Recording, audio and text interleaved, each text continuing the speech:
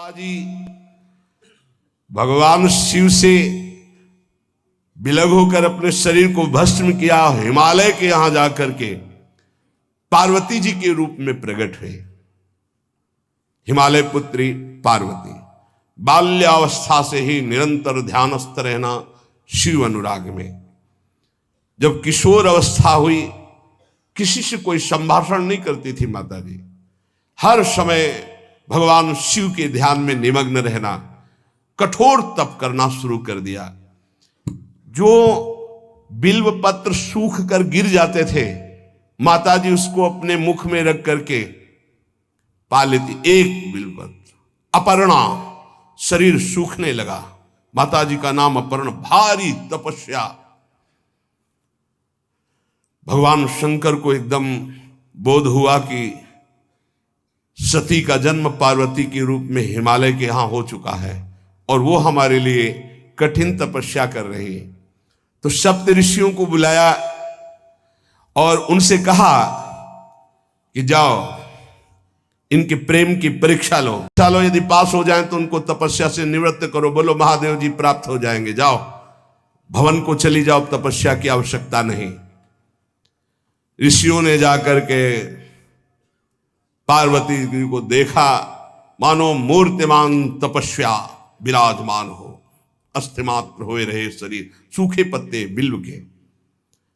मुनि बोले, हिमांचल नंदिनी, इतना कठोर क्या प्राप्त करना चाहती हो? किसकी आराधना कर रहे हो? तुम्हारा लक्ष्य क्या है? यदि हम सुनने के अधिकारी हों तो आप कृपा करके बता सकती हैं। पार्वती जी ने कहा, मन बड़ा सकुचाता है आपसे ये बताने में, आप लोग कहीं मेरी हंसी ना उड़ा दें जो मेरा लक्ष्य है। मैंने भी बहुत सिखाने की कोशिश की लेकिन मेरा मन नहीं मान रहा, हठ पकड़ लिया है। क्योंकि मेरे गुरुदेव ने मुझे जो आकर के बचपन में बता दिया, मैं वही हृदय से स्वीकार कर। मुनियों, वैसे आप भी हंस दोगे, ऐसा लगता है जैसे हम भारी प्रबल धारा में बालू का बांध बनाना चाहती हैं। कहां भगवान शिव और कहां मैं? मेरे गुरुदेव नारद ने बचपन में आकर के कहा, तुम्हारे पति देवाधिदेव महादेव होंगे। बस मैं तब से अपने पति की प्राप्ति की आराधना कर रही हूं। पता नहीं आप मेरी बात सुनकर हंसेंगे कि मानो बिना पंख के मैं आकाश को छूना चाहती हूं। ऋषि हंस पड़े और कहा, बात तो सही है, पर्वत से उत्पन्न हुई हो तो इसलिए तुम्हारी बुद्धि भी हमें लगता है जड़ ही है। नारद के उपदेश से आज तक किसी का घर बसा है? नारद के उपदेश से किसी का घर बसा है? अरे जिस जिसका उपदेश किया उसको बैरागी बना दिया, गृहस्थी तो बनाया नहीं। नारद उपदेश सुनकर किसी का घर बसा हो ऐसा तक प्रमाण नहीं है। वैसे हम बताएं, नारद जी हैं बड़े कपटी, ऊपर से साधु का चिन्ह है, अंदर से कपट। क्या कपट? उसके संसार का नाश कर देते हैं, भगवान से जोड़ देते हैं। मुझे नारद जी की बात कम समझ में आती है। ये उल्टा बोल रहे ऋषि परीक्षा के लिए, गुरु निष्ठा हटाने के लिए, समझ रहे हो?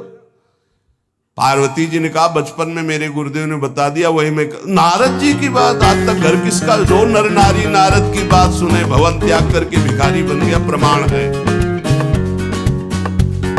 उनके वचनों पर तुम विश्वास मान रही हो? महादेव जी को पति नंगे धड़ंगे घूमते कभी कभी, दिगंबर, कोई लज्जा रही? कुबेश भाई, सुंदर मुकुट लगाए हो, पोशाक पहने हो, नहीं सीता की भस्म लगाए, मुंडों की माला पहने, बहुत बाघंबर डाल लिया, ये कुबेश है। कपाली, मनुष्य के मुंडों की माला। अकुल, आज तक कोई पता नहीं लगा कि किस कुल के हैं महादेव जी, क्योंकि सब कुलों के मूल है, मूल का मूल वही है, उनके मूल कोई है नहीं। आगे एक दीवाल नहीं है, 60,000 योजन का एक बरगद का पेड़ है, उसी के नीचे रहते 60,000 योजन, 1 योजन 4 कोस, 1 कोस 3 किलोमीटर। कितना बड़ा वटवृक्ष? कैलाश में एक वटवृक्ष जिसके नीचे रहते 60,000 योजन का, 6 ऋतुएं शोभा देती उसी वटवृक्ष के। और घर तो है नहीं महादेव जी के। और आभूषण भूल मत करना, बड़े बड़े विषैले सांपों का आभूषण कोई सोना चांदी नहीं पहनते महादेव जी। हमें लगता है ऐसा दूल्हा के लिए ऐसा तप। नारद जी ने ठग लिया तुम्हें, पागल बना दिया तुम्हें। देवाधिदेव महादेव के सुनो, इन्हीं ने शिक्षा दी थी सती को। ऐसे बौरे पति मिले, आग में जाके शरीर भस्म करना पड़ा। इसलिए हम तुम्हें बता रहे हैं कि बहुत सुंदर दूल्हा हम देख के आए हैं। हम जान गए थे कि तुम तपस्या कर रही हो। हरि का नाम सुना है? बैकुंठ में रहते हैं, बहुत सुंदर हरि है। यदि उनका आप वर्ण कर ले तो सुखी हो जाएंगे।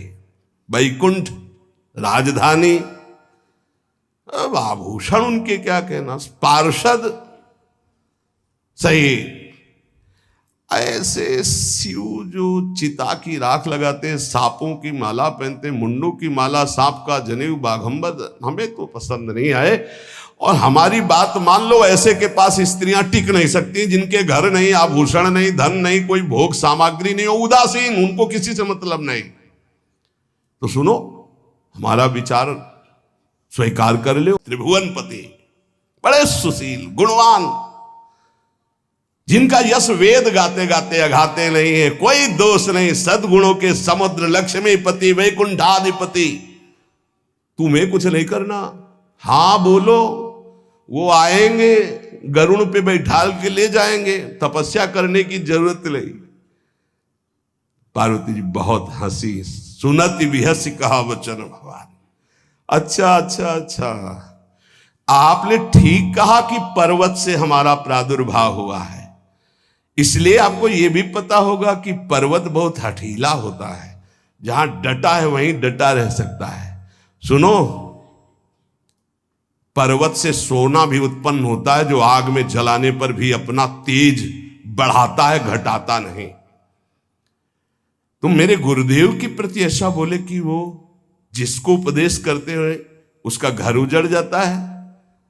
तो बसौ भवन उजरो नहीं डरो, पर नारद बचन न मैं परिहरऊं। अपने गुरुदेव के एक भी शब्द को मैं नहीं काट सकती, चाहे मेरा जीवन रहे या ना रहे। बसन हमारा और हमारा भवन, हमारा श्रृंगार, हमारा सर्वस्व, ये मिले या ना मिले, पर हमारे महादेव जी मुझे मिले।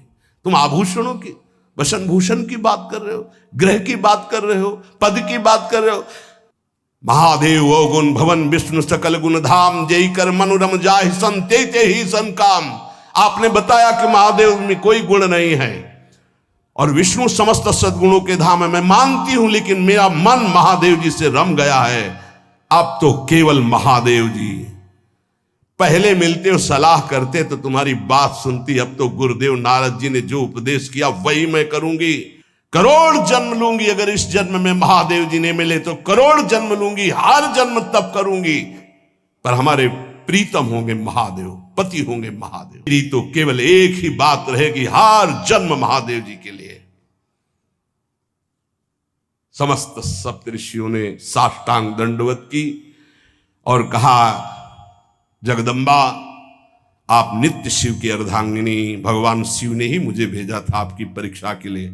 जाओ, भगवान शिव सब जान रहे हैं, ब्याह पक्का, अब आपको तप करने की जरूरत नहीं है। प्रणाम करके सप्तऋषि गए हिमांचल से, कहा सादर अपनी कन्या को लिवा लाओ और ब्याह की तैयारियां शुरू करो। महादेव जी ब्याह के लिए पहले से ही राजी हैं और समस्त देवता ब्रह्मा जी आदि उनके पास जा रहे प्रार्थना करने के लिए।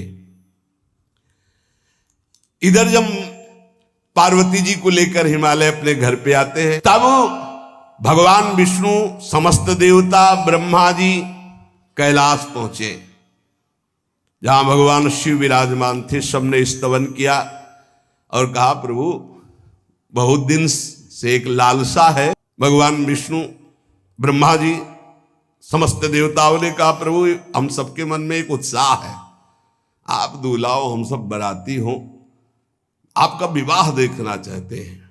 प्रभु ये उत्सव देख ले तो हमारा जीवन सार्थक हो गया। आप हां बोलो। कामदेव के मद को चूर करने वाले आपको दूल्हा रूप में देखना चाहते हैं हम सब। स्वामी का स्वभाव होता है सेवक को सुख देना। पार्वती जी ने अपार तप किया है आपके लिए, आप उनको अंगीकार कीजिए। भगवान विष्णु ब्रह्मा जी की प्रार्थना सुन करके भगवान शिव जी ने कहा तथास्तु, ठीक है ब्याह पक्का। देवताओं ने नगाड़े बजाए, फूलों की वर्षा होने लगी, देवाधिदेव महादेव की जय के नारे कैलाश में गूंजने लगे। सप्तऋषि भगवान शिव के पास आए, कहा प्रभु बड़ी अनन्य है पार्वती जी, आपकी अखंड प्रेम है। हमने बड़ा छल करके उपदेश किया, लेकिन उन्होंने कहा कि मैं नारद जी का उपदेश नहीं त्याग सकती, करोड़ों जन्म लूंगी और हर जन्म महादेव जी के लिए। भगवान शिव जी की आंतरिक वृत्ति जो पार्वती जी की प्रीति की है उसे कोई नहीं जानता। बहुत विरह में रहे, ऐसा न समझे कि देवाधिदेव महादेव जी परम उदासीन है, नहीं। सती जी के वियोग में बड़ी विचित्र दशा महादेव जी की हुई थी। सप्तऋषि फिर गए पार्वती जी के पास और कहा भी बीच में घटना घट गई, कामदेव गया था महादेव जी की समाधि को भंग किया, तो महादेव जी ने कामदेव को भस्म कर दिया, तो अब ब्याह का मतलब क्या रह गया। भवानी ने कहा तो तुम क्या अभी तक भगवान शिव को कामयुक्त देखते थे क्या? क्या तुम समझते हो तुम्हारे जान काम अब जा रहा? अरे अब लग शंभु रहे सभिकारा। तुम्हारी नजर में अभी तक भगवान भिखारी थे और अब काम को भस्म किया है। अरे हमने भगवान शिव की आराधना की, हमरे जानी सदा शिव जोगी, अज अनवद्य अकाम अभोगी। मैंने तो शिव को सदा ही योग संपन्न ब्रह्मबोध देखा है। वचन और कर्म से, मन से मैंने यदि भगवान शिव को अपना स्वामी माना है, योगी, अजन्मा, अनिंद्य, काम रहित, भोगहीन, तो निश्चित मुझे प्राप्त होंगे। भगवान शिव के पास फिर सप्तऋषि गए, बोले प्रभु गजब की निष्ठा है, केवल आपके प्रति प्रेम है। ब्रह्मा जी ने लगन रची, सप्तऋषियों को बुलाया और कहा ब्याह दोनों तरफ, ये लड़की पक्ष की लगन, ये वर पक्ष की लगन। ब्याह तय हो गया, दिन नक्षत्र घड़ी, नगाड़े बजने लगे देवताओं के लिए, सुमन वृष्टि हुई। ब्रह्मा जी ने सबको बुलाया, हिमालय ने सबको निमंत्रण दिया, बड़े बड़े पर्वत भेंट लेके आ रहे हैं, बड़े बड़े रसनिधि समुद्र भेंट लेकर के आ रहे हैं। वहां भोजन पान के लिए हिमालय के पास कोई कमी थोड़ी थी, रस की नदियां बह रही थी, विविध प्रकार के रस, विविध प्रकार के फल, विविध प्रकार के भोग वहां सब व्यवस्थित किए जा रहे हैं। ब्रह्मा जी ने कहा देखो, सबसे पहले नारायण की समाज रहेगी, दूल्हे की नहीं रहेगी, नहीं तो गाली ही पड़ेगी। हिमालय के यहां प्रवेश पाने के लिए बरातियों में सबसे पहले नारायण, फिर देवराज इंद्र का परिकर, वायु देवता, अग्नि देवता, सब देव, सबसे पीछे दूल्हा की बारात। बात तय हो गई। ऐसे ऐसे सब लगे संवारन सकल सुर, वाहन विविध विमान, हो ही सगुन मंगल सुबद, करहि अप्सरा गान। सब अपने अपने वैभव संपन्न सब तैयार हो रहे हैं। बोले महाराज दूल्हे को तैयार किया जाए। शिव ही शंभुगन करहि सिंगारा, जटा मुकुट अहि मोर संवारा, कुंडल कंकन पहिरे ब्याला तन विभूति, पट के हरि छाला, शशि ललाट सुंदर सिर गंगा, नयन तीन उपवीत भुजंगा, गरल कंठ उर नर सिर माला, अशिव वेश शिव धाम कृपाला, कर त्रिशूल अरु डमरु बिराजा, चले बसा चढ़ी बाजही बाजा, देखी शिवहि सुरत्रिय मुस्काही, बरलायक दुल्हनी जग नाही। दूल्हे की तैयारी हो रही भाई, चिता की भस्म, चिता की भस्म, जैसे पाउडर ले गए पहले चिता की भस्म लगाई गई, अब जटाएं बांधी गई, जटा ऐसे त्रिभुवन का विनाश जब करना होता, जटा खोलकर जब तांडव करते तो कोई नहीं बचता। जटाकटा संभ्रमं भ्रमण निलंप निर्झरी, बिलोलवी चिवल्लरी विराजमान मूर्धनि, धगत धगत धगत जो ललाट पट्ट पावके। तीसरा नेत्र मानव विश्व का विनाश करने के लिए उसे पटबंद किए हुए विशाल जटाएं। जटा का तो मुकुट सवार आ गया, अब जटा बंद है काहे से? सांप, ये मुकुट सांप, और कुंडल करिया और भूरी भी थी। हाँ, सोने चांदी के लिए डंक मार दे तो बेहोश हो जाओ ऐसे। पहिरे ब्याला, बाजूबंद छोटे फड़ वाले, है कोई पनिया कोई दुमहा ऐसे, और ऐसे जनेऊ वासुकी नाग, गले के माला भगवान का विभूत, ऐसा स्वरूप है। और शेर की छाल नीचे, शशि ललाट, द्वितीया का चंद्र, शशि ललाट, ये मुकुट द्वितीय का चंद्रमा, सुंदर सिर गंगा, भगवती गंगा, फवारे ले उठते जटा के बीच से गंगा जी। नयन तीन, माथे वाला बंद है, दो खुले हैं। उपवीत भुजंगा, जनेऊ वासुकी नाग, गरल कंठ, नीलकंठ विषयारों के हुए, और मुंडों की माला, हाथ में त्रिशूल, डमरू बंधा हुआ, नंद के स्वर पे सवार। बोले ऐसे दूल्हा के लिए दुल्हन तो त्रिभुवन में नहीं मिलेगी, ऐसा दूल्हा दुल्हन का मिलेगा। अच्छा, दूल्हा सज गया, माँ जी ने देखा, बोले महाराज आगे आपकी सवारी। नारायण भगवान उनके चतुर्भुज पार्षद, शोभा सुगंध सौरभ, आगे गरुड़ पे सवार, पीछे हंस पे सवार ब्रह्मा जी अपना परिकर, देवराज इंद्र, भगवान विष्णु जी दूल्हे की तरफ देखे।